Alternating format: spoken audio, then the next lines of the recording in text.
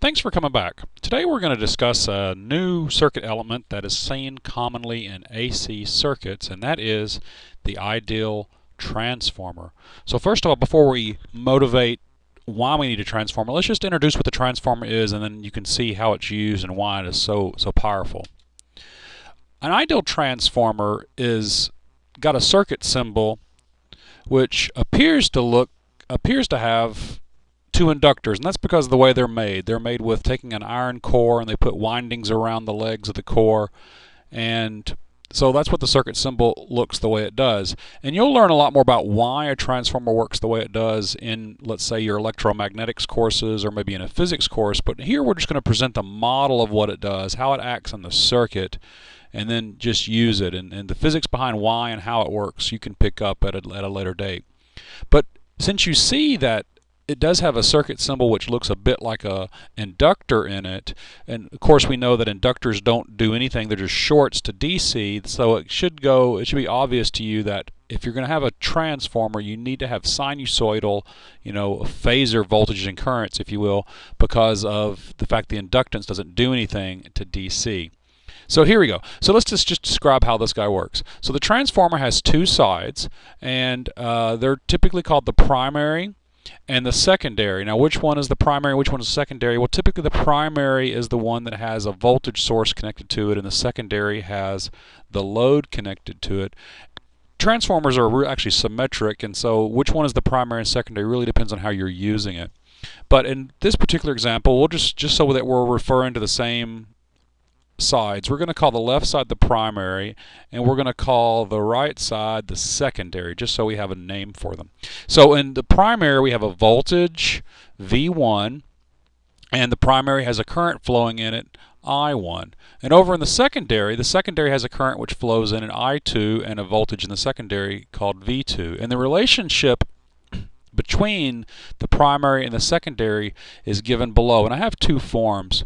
Now when you do these windings on the legs of the transformer, this side has N1 winding, so we take the wire and wrap it around the iron core leg N1 times, and then over in the secondary there's a wire that's been wrapped around the iron core, and it's been wrapped around N2 times. And so N1 and N2 tell you the relative number of windings, and sometimes that's written as a number N1 colon N2, and sometimes it's written as 1 colon capital N, and capital N is simply the ratio of N1 to N2, and since they just normalize it.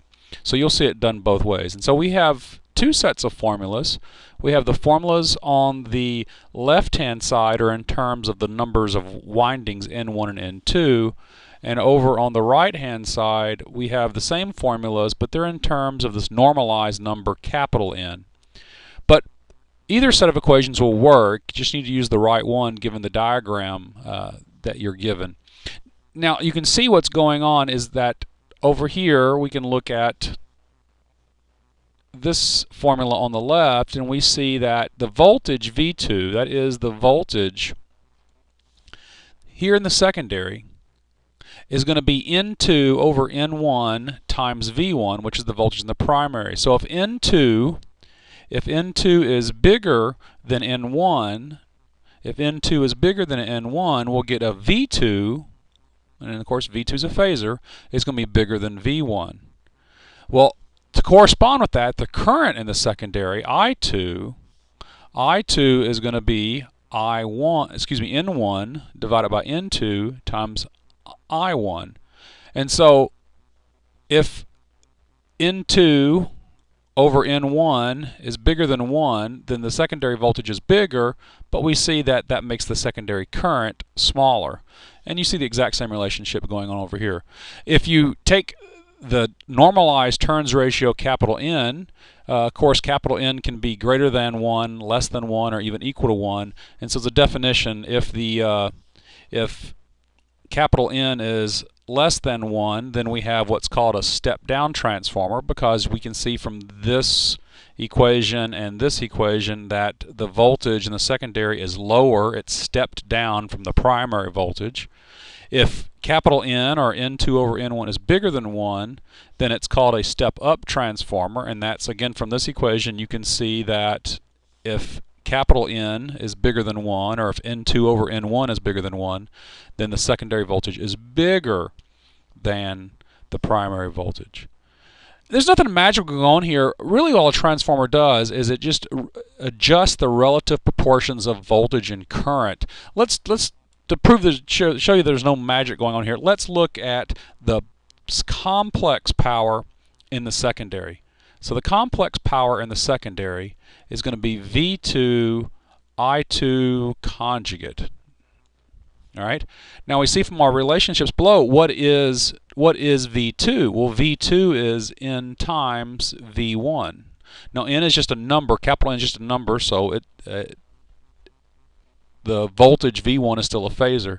And what is I2? Well, I2 is going to be 1 over N times I1. Of course, for complex power, I need the conjugate, so we just conjugate that. And of course, you can simplify this. You see the n's cancel, and you're left with V1 I1 conjugate. Now, V1 I1 conjugate is going to simply be the complex power and the primary. So what you see here from this little derivation on the right is a transformer is not a magical device. Whatever power you have over here, S1, you're going to get the same power S2 over in the secondary. All the transformer does is it takes the amount of, basically the relative proportions of V1 and I1 that generates this complex power S1, and it makes a new combination, V2, I2, that generates the same power. So all the transformer does is let you adjust how much V and I are used to represent a particular amount of power, S1 and S2, which is going to be the same on both sides. So it just you still get the same power through the transformer. There's no energy created or destroyed. You just adjust how much V and I is used to make up that power. So that's what a transformer does. And again, your electromagnetics course or a physics course may explain the mutual self-inductance and why all this works the way it does physically. But this is just a model, and let's just go with it and keep at it, looking at it from a circuit's point of view. And before we go on, let's actually look at a motivation of why we'd need transformers. And this goes back to the 1880s when Tesla and Westinghouse formed a company, and they were battling Edison's company for how we were going to generate our electrical energy and distribute it around cities and towns and around the country. And Tesla and Westinghouse were arguing for alternating current, AC, and Edison's company was a pioneer in DC current, direct current. And there was a big, and you can read about it. It's a really interesting time. There's been several documentaries made on it, and I encourage you to study about the War of the Currents. Very interesting times. But this is kind of the summary. This is the crux of the argument. And in the end, as you well know, AC is how we do distribute the electric energy and power now. So obviously Tesla and Westinghouse won the war, if you will. And so here's the argument that they were making. So imagine that you have a load, our load here, and this load needs 1 megawatt. And it needs 1 megawatt at 1 kV. Why? That's just the kind of load you have. Well, over here on the left-hand side, the voltage source represents the electric utility. And so if it's going to send this to you, well, you can simply do the math, and since it's a resistive load, we know theta and phi are the same. We can figure out what current is required. If we need 1 kV across our load to give us 1 megawatt, then we're looking at 1,000 amps. And let's just put some numbers in here just to kind of give us something to play with. Let's pretend that the wiring, this resistor, 1 ohm resistor, represents the distribution system. So this is the wires that stretch from the power generation plant to your load. And let's say it's 1 ohm. Well, of course, we can quickly see that the power loss in the wire, remember power is I squared R, and so we have 1,000 amps, which is flowing, and we have a 1 ohm resistor, and so what we get is we're going to get a megawatt of power loss in the wire. So in this scenario, if we are sending our voltage or the power across 1 megawatt, 1 kV, it's going to have to be 1,000 amps. A 1 ohm wire is going to also lose a megawatt. And so what we have here is, and of course the drop across the wire is also going to be 1,000 volts as well. So what we need here is this guy here is going to be a 2,000 volt voltage source, and it's going to have to make 2 megawatts in order for the load over here to get the power it needs. And of course, we're expending half of the power or energy that we generate is being absorbed by the wire. So half of it goes in the wire and half of it goes into the load. And Tesla and Westinghouse said this is unsatisfactory. We need something better. And so with the idea of the transformer, the fact that we can generate power in different proportions of V and I, this is the argument that Tesla and Westinghouse made to Edison. Okay, we need to have 1 kV over here and 1 megawatt because that's what the customer desires. Well, let's do this. Let's stick in a transformer and we'll make it it's a step-down transformer, and it's going to step down 1,000 times. Well, simply from what we just saw, we know that if we have a kV over in the secondary and we have a step-down transformer, then what we have over in the primary is 1 megavolt. If you go back and look at the relationships on the previous slide, you can see V2 is N times V1. And so, excuse me, in the primary we have 1 megavolt. Okay, but we also know, and over in the secondary, that we're going to have a current that flows. And if we have 1 megawatt and 1 kV, then we know we have 1,000 amps flowing. But since it's a step-down transformer and the voltage went down, then I know that from the primary to the secondary, the current's going to go up. And so if you go back and look at the previous, we know that there's a current flowing, and it's going to be 1 amp. So in the primary, we have 1 amp at a megavolt for the megawatt. Over in the secondary, we have 1,000 amps at 1,000 volts, still a megawatt. So the power's the same on both sides. But now what we have is, if we have our 1 ohm wire resistor, we see the power losses in the wire, I squared R, is simply 1 amp is flowing over on the primary side squared times 1 ohm, and that is now 1 watt.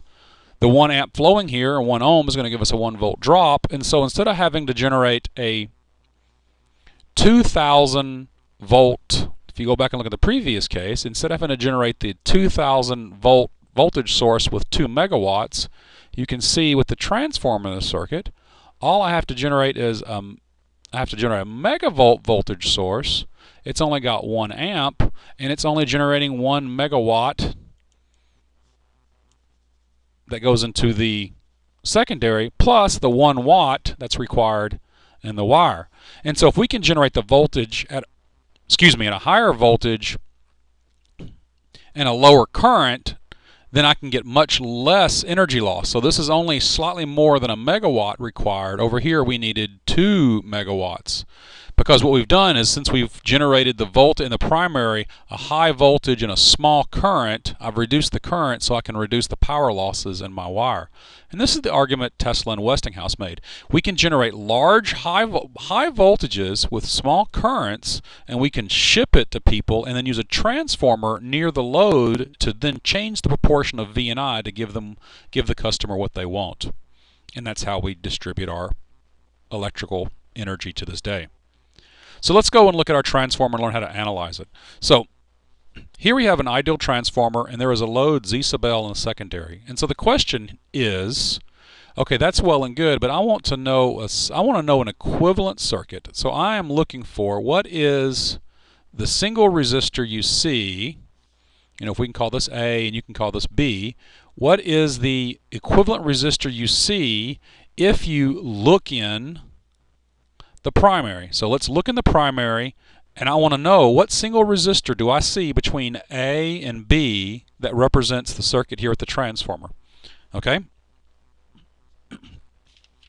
Well, if you go back to our slide where we introduced the transformers, we have all the relationships we need, and so we can simply just dive in. I'm looking for Z equivalent. Z equivalent, the definition of any impedance, is simply the ratio of a voltage to the current. Or what voltage and current is Z equivalent? Well, Z equivalent is the V1 voltage and the I1 current. So I'm looking for V1 over I1, and that would be Z equivalent. Well, what is V1? Well, this is a transformer. It's the way it's drawn here, it appears to be, it's 1 to N. It's a 1 to N transformer. And so with that, I know that V1 is simply going to be 1 over N V2. And if you go back and look at the slide, we see that V1 is 1 over N V2. And what is I1? Well, I1 is going to be N times I2, again from our definition of how a transformer behaves. And we can clean that up. We can rearrange this and we get 1 over N squared, and then we have V2 over I2. Well, what is V2 over I2? Well, V2 over I2 is simply going to be Z sub L. So we got 1 over N squared Z sub L, and that's the answer I'm looking for. If I were to look into this transformer, look into the primary, I have a 1 to N transformer with an impedance Z sub L in the secondary. If I look in the primary, what do I see? Well, I see 1 over N squared Z sub L.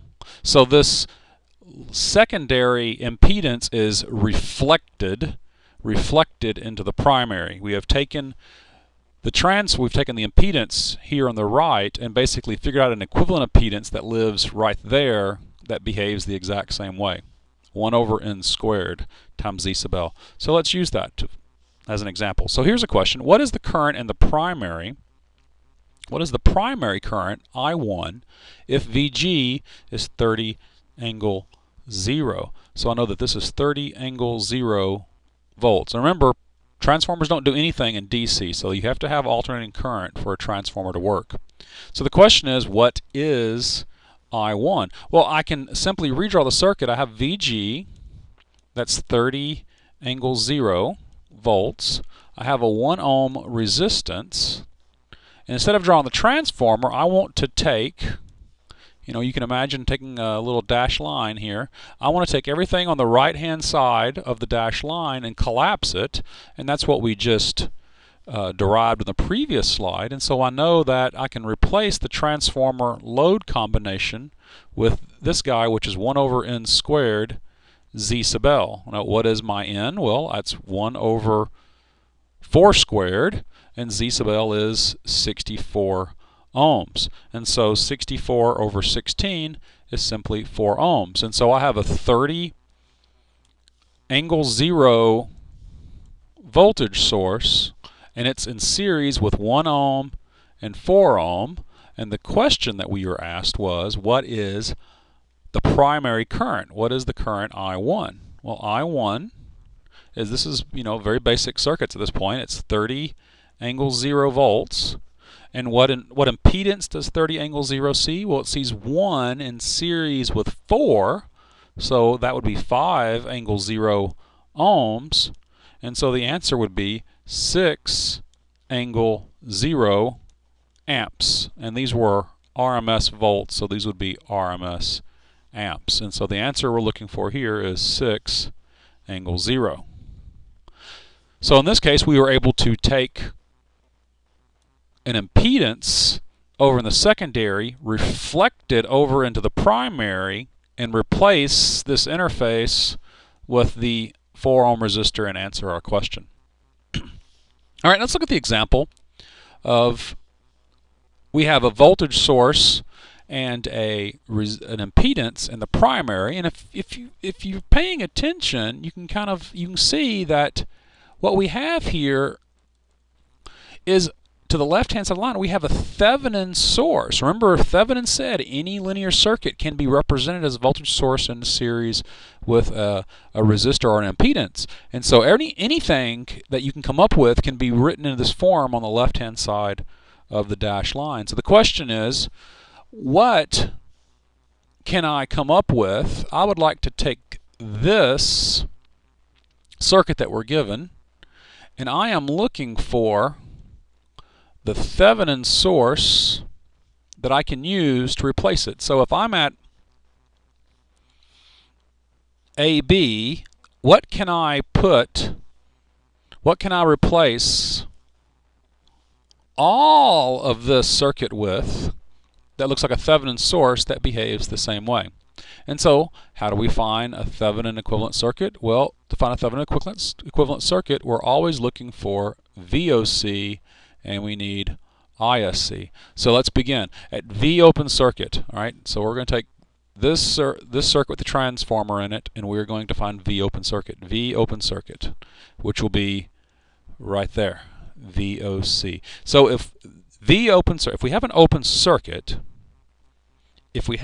circuit, then remember what that means is an open circuit in the secondary means that I2 is going to be equal to 0. There is no current in the secondary because the secondary is open.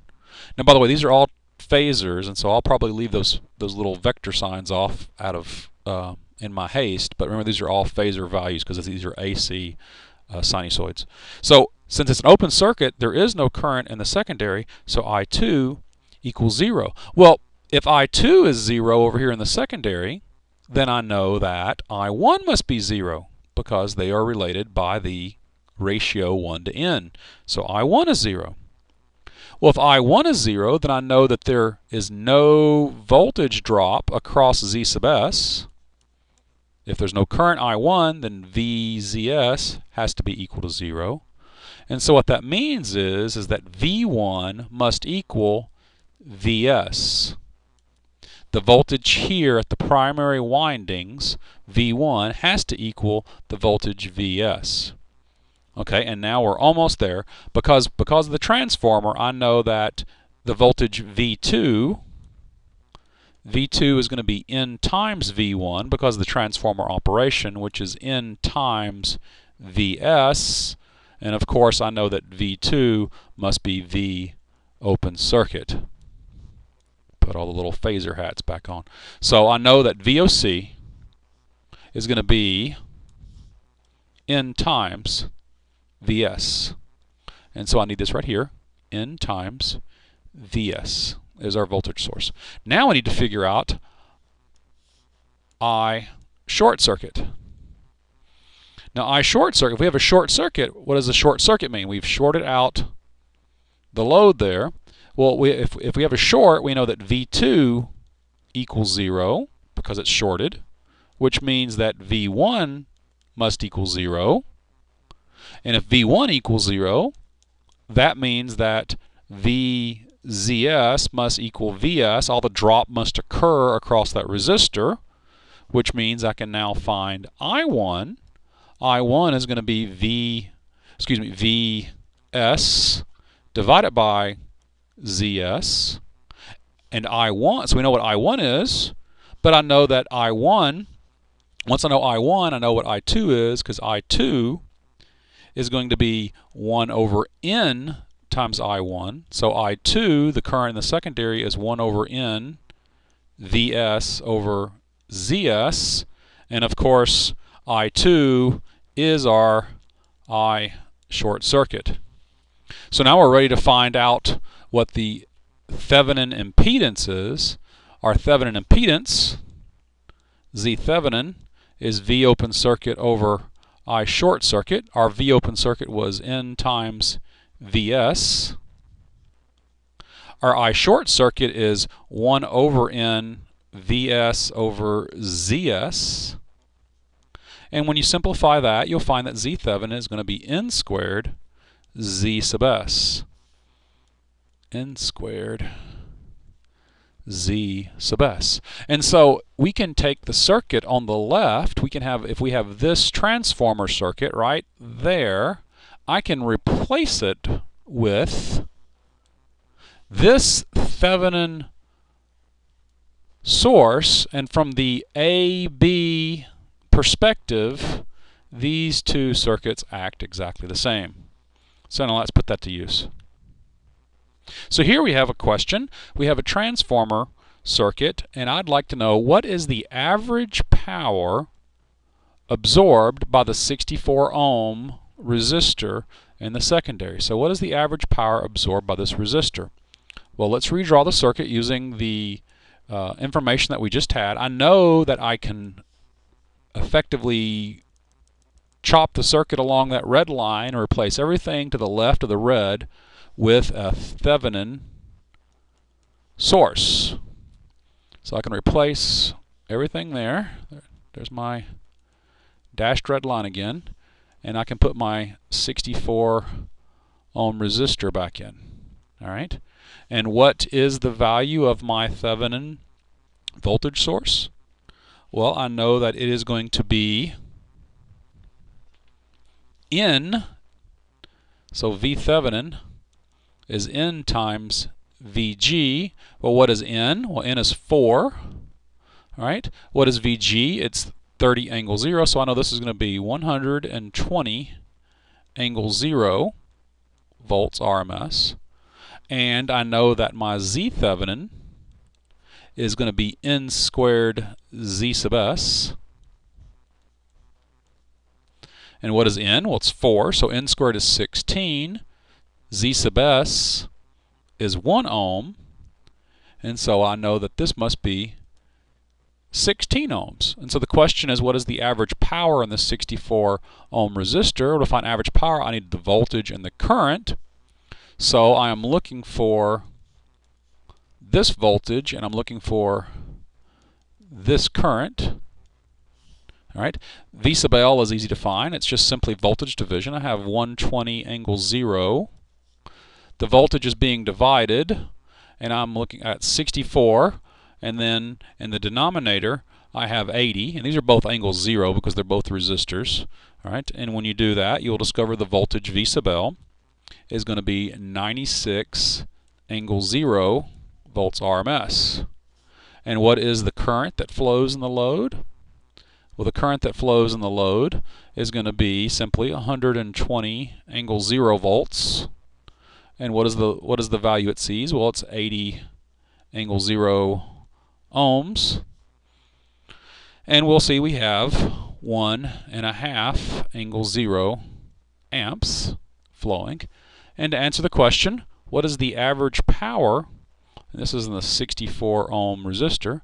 Well, that's VRMS, which is 96, times IRMS, 1.5, times the cosine of theta, 0, minus phi, 0. The resistors, it's got a power factor of 1. And we see the answer to the question is 144 watts. So when you're dealing with transformers, this is really the page that you need to commit to memory, is that whenever you have a transformer's turns ratio, the turns ratio of the transformer will determine whether it's a step up or step down transformer. The power in the primary and the secondary is the same. All you're doing is you're changing the proportion of V and I that make up the power in the primary to a different proportion of V and I in the secondary that has the same power. So there's no energy created or destroyed here. You're just messing with the relative levels of V and I in order to get the same power on both sides. So you can have a high voltage, low current power and then generate a low voltage, high current power, or vice versa. So whenever you have a transformer, you can use these relationships and then the two cases we just derived, and you can always take the transformer out of your circuit and replace it with an electrically equivalent behaving circuit, and then go about and solve it in the normal way. All right, thanks for watching, and we'll talk to you later.